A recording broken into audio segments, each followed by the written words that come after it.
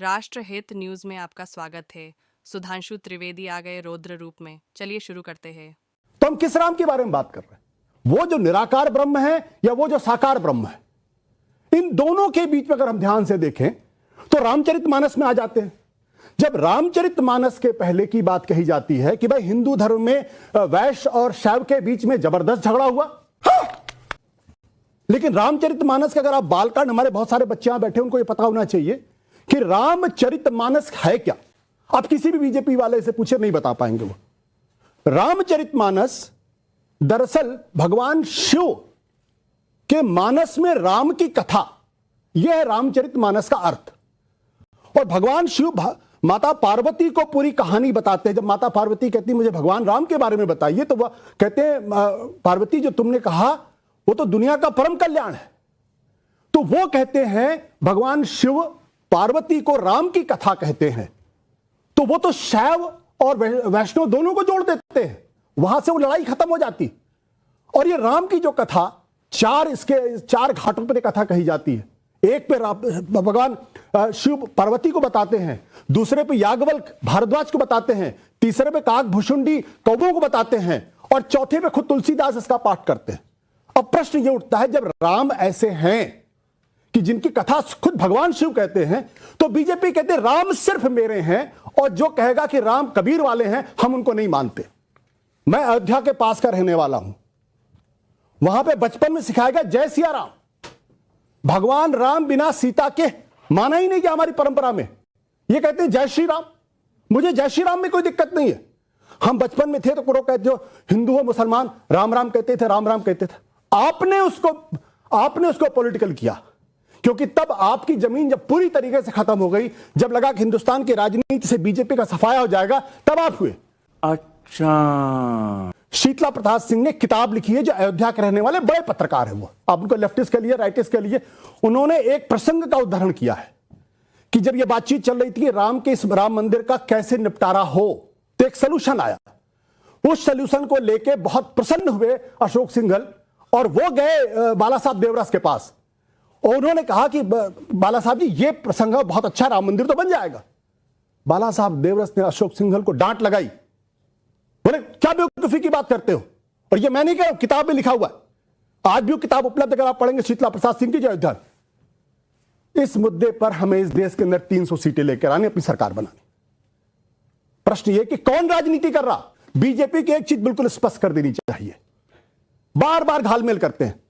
भगवान राम अगर भगवान है तो फिर इतिहास पुरुष कहना बंद कर दीजिए, क्योंकि जो पुरुष है, जो इंसान है, वो आदि है और अंत है। उसमें अभी मजा आएगा ना भिड़ो। रुको जरा, सब्र करो।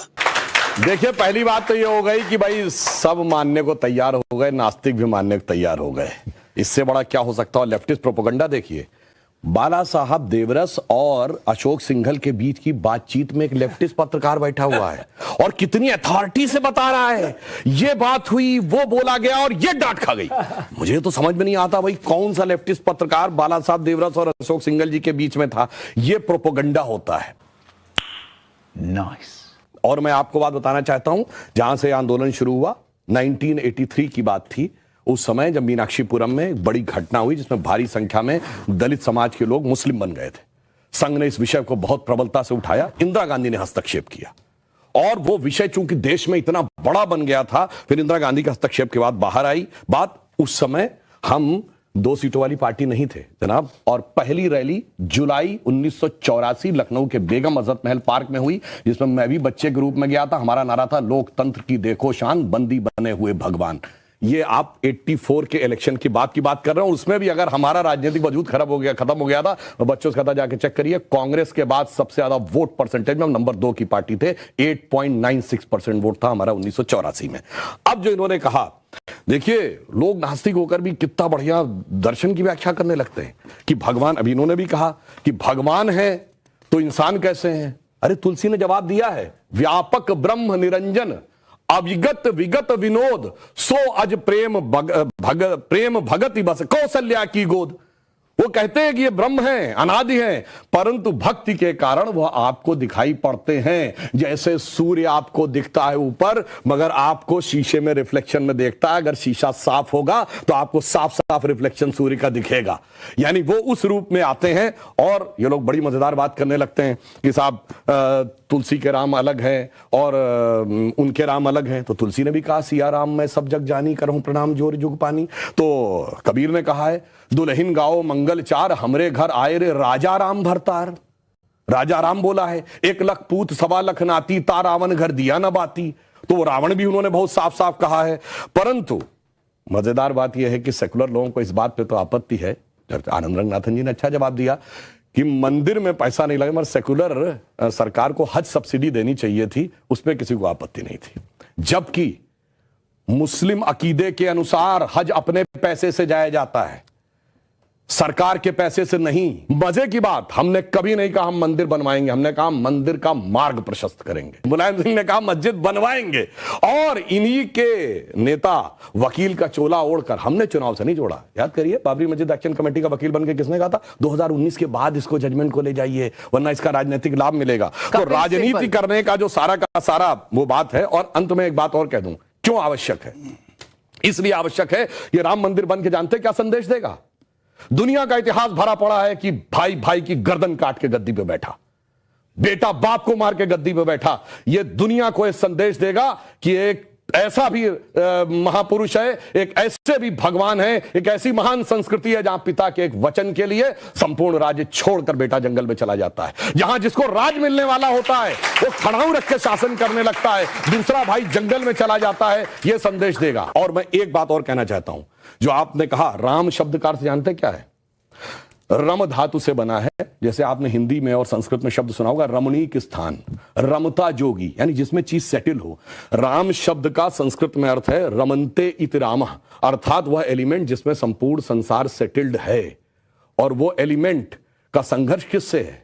दशानन से, 10 मुख वाले रावण से, उसकी 10 इंद्रियों की बहिर्मुखी पिपासा से।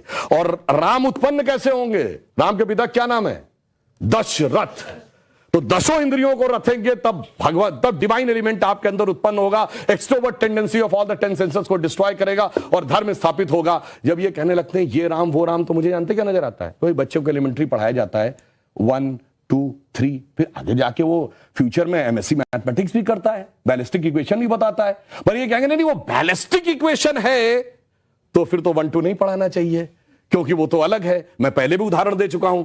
4 - 3 = 1 होता है। आप सब ने जब क्लास 2nd 3rd में एडिशन सब्ट्रैक्शन सीखा, अगर आप 3 - 4 कर दें टीचर डांट देती थी।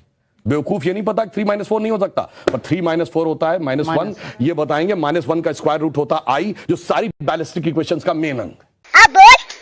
तो उस लेवल पे पहुंचिए तो समझ में आएगा जिसको आप कह रहे हैं बचकाना है वो कितना आलिशान है, ये जाके समझ में आएगा। डॉक्टर कलाम से पूछिए तो -1 के स्क्वायर रूट का अंतर समझ में आएगा। तो राम की कथा बहुत गहरी है और इसीलिए रामचरितमानस क्यों लिखा है? राम के चरित्र को मन में धारण करिए। रावण हर चीज में राम से बड़ा था जब राम लीला कर रहे थे। वैसे तो वो ईश्वर है, हर चीज में बड़ा, पैसे में बड़ा, उनके पास सोने की लंका, उसके पास रावण रथी विरत रघुवीरा। अगर देखा जाए पावर में उनसे ज्यादा बड़ा, 10 आदमियों की ताकत उसको, उनसे बड़ा पंडित मुस्सा जोधा और ना कोई दूजा है। अपने शीशों को काट काट शंकर को मैंने पूजा। वो कहता इतने बड़े पुजारी तो राम भी नहीं थे। फिर किस कारण से वो हार गया? चरित्र में राम बड़े थे। इसीलिए तुलसी ने कहा रामचरितमानस। और चरित्र की याद दिलाएगा यह मंदिर, जो सिर्फ भारत के लिए नहीं पूरी मानवता के लिए श्रेष्ठतम मानवीय मूल्यों का प्रतीक होगा। इसलिए 21वीं सदी का महान भारत बगैर राम मंदिर के संभव नहीं था। इसीलिए अमृत काल के उषा काल में राम मंदिर उभर के सामने आ रहा है। बहुत